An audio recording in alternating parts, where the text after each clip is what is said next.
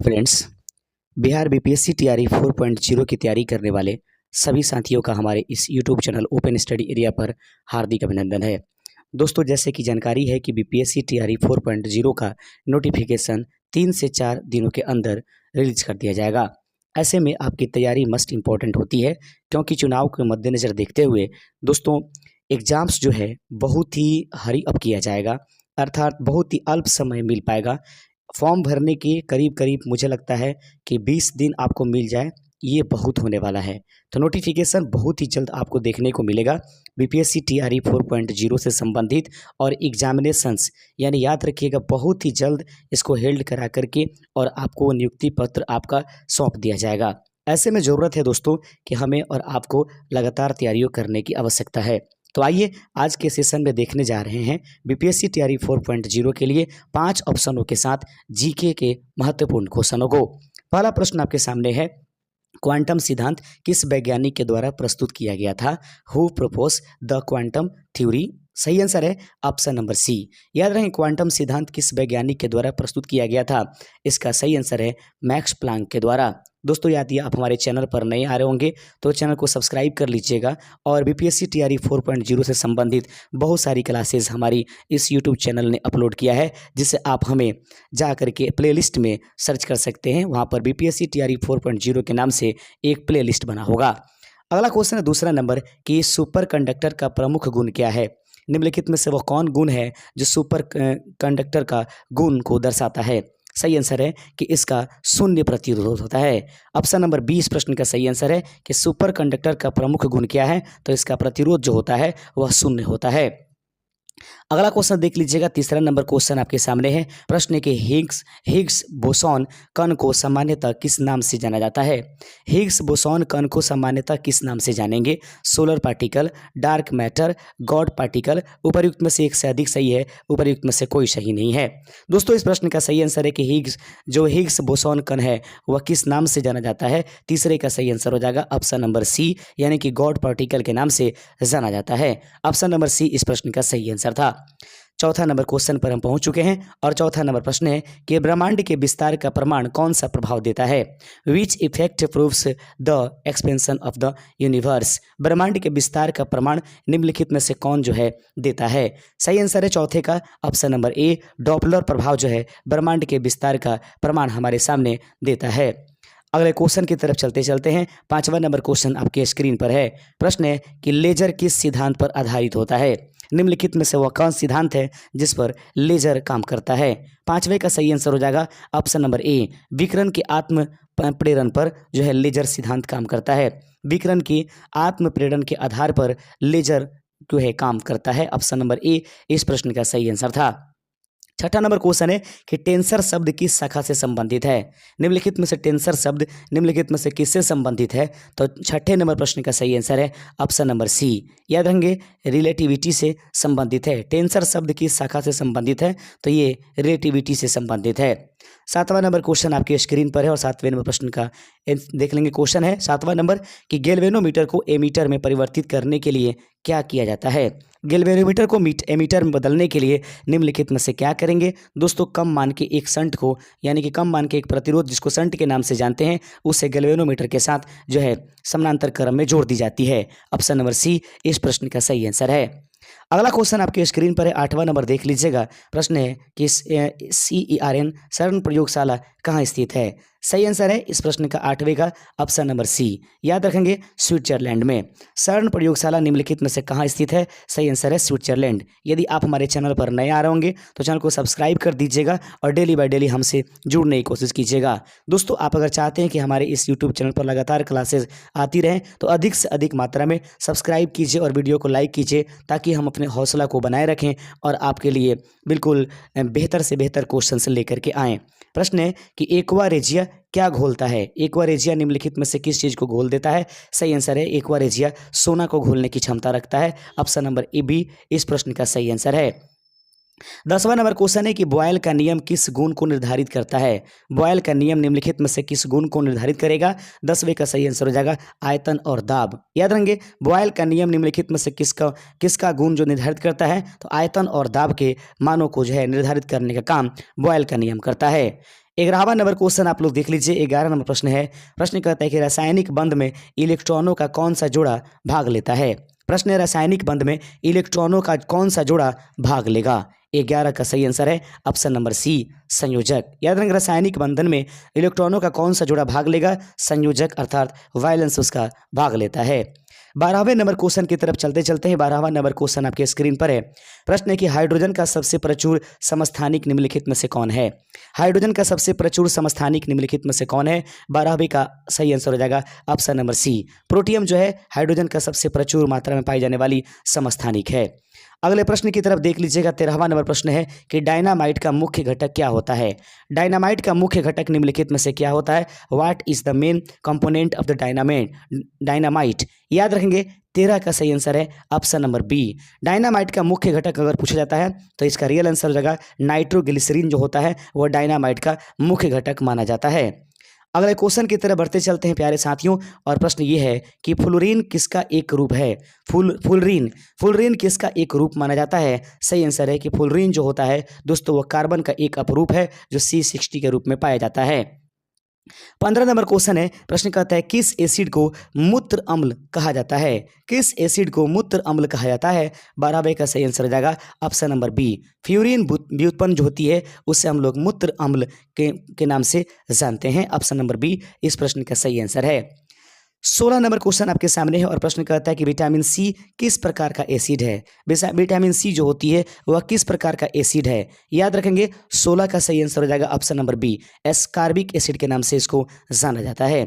17वां number question है कि RNA में कौन सा शर्करा होता है। आज के जो सेशन चल रहा है 40 में कम से कम आपको 35 सही जरूर कर देना होगा। यदि आप कितने सही कर पाते हैं जरूर आप हमें कमेंट करके बताइएगा। आरएनए में कौन सा शर्करा होता है। 17 का सही आंसर हो जाएगा ऑप्शन नंबर जो होता है ऑप्शन नंबर इसका हो जाएगा कोई नहीं, उपयुक्त में से कोई नहीं। याद रखेंगे कोई नहीं, क्योंकि आरएनए में राइबोस नाम का शर्करा पाया जाता है जो कि ऑप्शंस में नहीं दिया गया है। आगे बढ़ते चलते हैं। अगला नंबर क्वेश्चन है 18 नंबर प्रश्न देख लीजिएगा। हीमोफीलिया किस प्रकार की बीमारी है। हीमोफीलिया निम्नलिखित में से किस प्रकार की बीमारी है। 18 का सही आंसर हो जाएगा ऑप्शन नंबर बी। हीमोफीलिया जो होती है वह एक प्रकार की आनुवंशिक बीमारी है। ऑप्शन नंबर बी इस प्रश्न का सही आंसर है। अगला क्वेश्चन देख लीजिएगा। 19 नंबर प्रश्न है कि किस विटामिन की कमी से रक्त का थक्का नहीं बनता है। निम्नलिखित में से वो कौन सा विटामिन है जो आपके शरीर में नहीं रहे तो रक्त थक्का नहीं बना पाएगा। ये साधारण क्वेश्चन है। 19 का ऑप्शन नंबर सी, विटामिन के की कमी से रक्त थक्का नहीं जमा पाता है। 20वां नंबर क्वेश्चन है कि माइटोकॉन्ड्रिया को क्या कहा जाता है। माइटोकॉन्ड्रिया को निम्नलिखित में से क्या कहा जाएगा। 20वें का सही है कोशिका की शक्ति गृह, power house of a cell के नाम से माइटोकॉन्ड्रिया को जाना जाता है। आप देख रहे हैं open study area YouTube channel पर बिहार बीपीएससी तैयारी 4.0 के लिए जीके के यह सेशन। अगला प्रश्न है किस जीव में दोनों लिंग एक ही शरीर में होते हैं। निम्नलिखित में से वो कौन सा जीव है जिसमें दोनों ही लिंग एक ही शरीर में होता है। 21 का सही आंसर है ऑप्शन नंबर ए, केचुआ। ऑप्शन नंबर ए इस प्रश्न का सही आंसर है। आगे बढ़ते चलते हैं दोस्तों। 22वां नंबर क्वेश्चन है कि इंसुलिन कहाँ बनता है। निम्नलिखित में से वो कौन सा हमारे शरीर का भाग है जहाँ पर इंसुलिन बनता है। याद रहेंगे अग्नाशय की द्वीपिकाएं यानी कि लैंगरहैंस की द्वीपिकाएं जो होती है वहाँ पर इंसुलिन का निर्माण होता है। ऑप्शन नंबर 20 प्रश्न का सही आंसर है। अगला क्वेश्चन है 23 नंबर क्वेश्चन है कि रक्त का कौन सा घटक प्रतिरक्षा प्रदान करता है। विच component of the blood provides immunity. याद रखेंगे रक्त का वो कौन सा घटक है जो हमारे शरीर को प्रतिरक्षा प्रदान करता है। सही आंसर है WBC। रक्त में WBC श्वेत रक्त कणिका जो होती है वह हमारे शरीर के लिए प्रतिरक्षा प्रदान करती है। 24 नंबर क्वेश्चन आपके सामने है कि मानव शरीर में सबसे बड़ी ग्रंथि कौन सी है। मानव शरीर में पाई जाने वाली सबसे बड़ी ग्रंथि निम्नलिखित में से कौन सी है। 24 का सही आंसर है ऑप्शन नंबर बी। याद रखेंगे लीवर जो है मानव शरीर में पाई जाने वाली सबसे बड़ी ग्रंथि के नाम से जानी जाती है। 25वां नंबर क्वेश्चन है कि ओजोन परत कहाँ पाई जाती है। दोस्तों बीपीएससी टीआरई 3 जो हुआ था री एग्जामिनेशन उसके लेवल को देखा जाए तो उस लेवल का मतलब ये टीआरई 3 का जो री एग्जामिनेशन था उसका बहुत ज़्यादा हाई लेवल नहीं था, इसलिए उसी लेवल के क्वेश्चन हम टीआरई 3 में आप लोगों के लिए के बेस के आधार पर हम टीआरई 4 में लेकर के चल रहे हैं। इसको हल्के में न लीजिए क्योंकि इसी लेवल का जीके के प्रश्न था, साइंस के प्रश्न आपको दिखाई दिए थे। ओजोन परत कहाँ पाई जाती है। ओजोन परत निम्नलिखित में से कहाँ पाई जाएगी। सही आंसर है कि ओजोन परत समताप मंडल में पाई जाती है। अगला क्वेश्चन देख लीजिएगा, 26 नंबर क्वेश्चन है कि निम्नलिखित में ग्रीन हाउस गैस कौन सी है। निम्नलिखित में से वह कौन सी गैस है जिसे ग्रीन हाउस गैस के नाम से जानते हैं। 26 का सही आंसर हो जाएगा ऑप्शन नंबर बी, याद रखेंगे।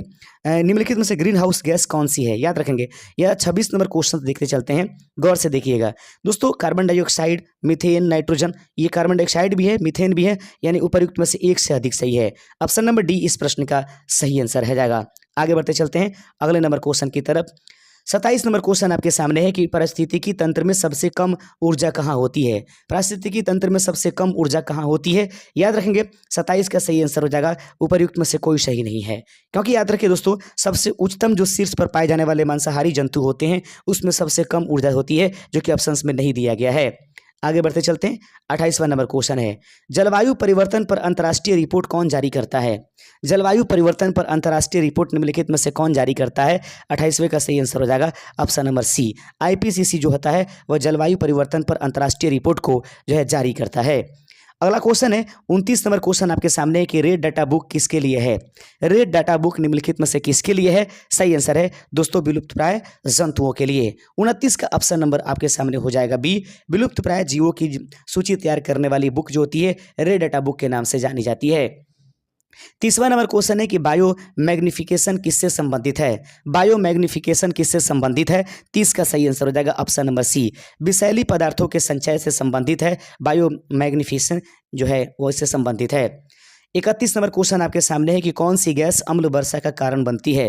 निम्नलिखित में से वो कौन सी गैस है जो अम्ल वर्षा का कारण बनती है। 31 का सही आंसर हो जाएगा SO2, सल्फर डाइऑक्साइड जो होती है वह अम्ल वर्षा का मुख्य कारण होती है। आगे बढ़ते चलते हैं, 32 नंबर क्वेश्चन है कि एक अस्थायी विकास लक्ष्य SDG का मुख्य उद्देश्य क्या है।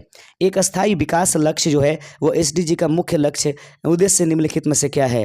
32 का सही आंसर है ऑप्शन नंबर जो आपके पास होगा सी, संतुलित विकास। एक अस्थायी विकास लक्ष्य जो होती है SDG का मुख्य लक्ष्य है संतुलित विकास करना। 33 नंबर क्वेश्चन आपके सामने है और 33वां नंबर क्वेश्चन है कि 2024 में G20 शिखर सम्मेलन कहाँ हुआ। 2024 में G20 शिखर सम्मेलन निम्नलिखित में से कहाँ हुआ, सही आंसर है ब्राजील में हुआ। और 2025 जो है वह दोस्तों कहाँ पर प्रस्तावित है ये आप हमें जरूर कमेंट करके बताइएगा।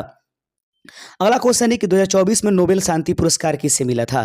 प्रश्न है कि 2024 में नोबेल शांति पुरस्कार कहाँ किसको मिला था, सही आंसर है उपर्युक्त में से कोई सही नहीं है, क्योंकि दोस्तों 2024 का जो नोबेल पुरस्कार था वह मिला था निहोड हिडाकन्यो, यानी कि जापान की एक संस्था है जो है परमाणु हथियारों पर जो है प्रतिबंध लगाने हेतु उसके लिए कार्य करती है। अगला क्वेश्चन है 35 नंबर की, चंद्रयान 3 ने चंद्रमा पर लैंडिंग कब की थी। याद रखेंगे चंद्रयान 3 ने चंद्रमा पर लैंडिंग कब किया था। इसका प्रश्न का सही आंसर हो जाएगा अगस्त 2023 में। अगर आपको डेट मालूम है दोस्तों कि किस डेट को चंद्रयान 3 जो चंद्रमा पर लैंडिंग किया था तो आप जरूर हमें कमेंट करके बताइएगा। आगे प्रश्न है 36 नंबर क्वेश्चन है, बिम्स्टेक का मुख्यालय कहाँ स्थित है। निम्नलिखित में से वो कौन स्थान है जहां पर बिम्स्टेक की मुख्यालय उपस्थित है, सही आंसर है ढाका जो कि बांग्लादेश की राजधानी है।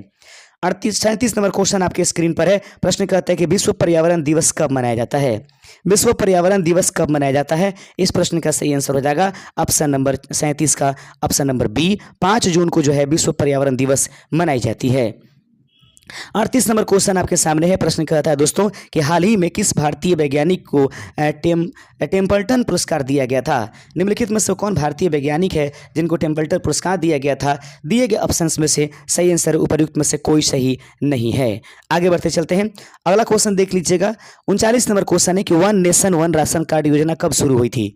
One nation one ration card योजना कब शुरू हुई थी, इस प्रश्न का सही आंसर आप लोग हमें कमेंट करके बताइएगा कि इसका सही आंसर क्या हो जाएगा।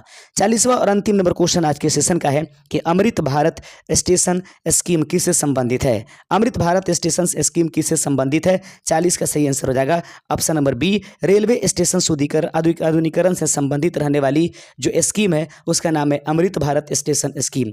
उम्मीद करते हैं दोस्तों कि यह क्वेश्चन आपको बेहतर लगा होगा और आप ये रूबरू हो पाए होंगे कि TRE 3 के एग्जामिनेशंस में ऐसे ही क्वेश्चन आपको देखने के लिए मिले थे और भविष्य में TRE 4 में भी ऐसे ही देखने के लिए मिलेगा। शुक्रिया। चैनल पर नए होंगे तो जाते हैं चैनल को सब्सक्राइब कर दीजिएगा। कोई अगर ई बुक इत्यादि अगर चाहिए तो दिए गए व्हाट्सएप नंबर पर आप व्हाट्सएप कर सकते हैं। शुक्रिया। जय हिंद।